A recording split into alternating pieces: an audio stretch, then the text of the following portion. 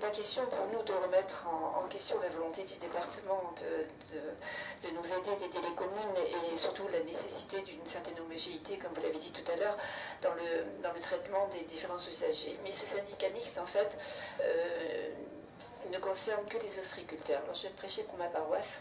À Lanton, vous savez que nous avons 3 ports, donc un communal, il n'y a pas de problème. Mais sur le port de Cassis, même la partie plaisance a été concédée au département. Alors, ça va nous poser des difficultés supplémentaires.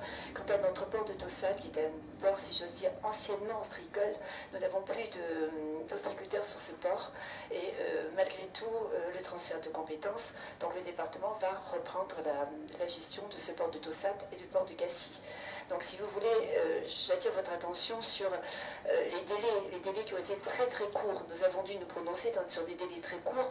Oui ou non, devions-nous reprendre la gestion de nos ports ou est-ce qu'on devait aller dans la démarche de syndicat mixte? Donc, nous n'étions pas en possibilité de savoir si nous devions reprendre la gestion de nos ports, puisque tout a été fait très vite, et nous sommes prononcés effectivement pour entrer dans la démarche de syndicat mixte. Mais voilà, c'est difficile pour nous de nous prononcer dans des délais aussi courts. Voilà, je voulais attirer votre attention là-dessus.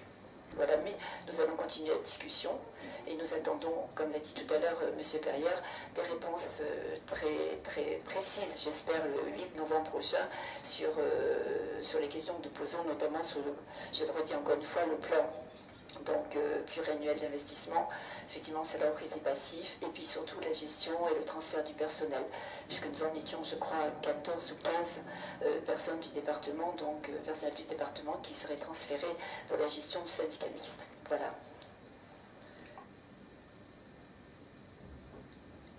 Je repasse la parole à Jean.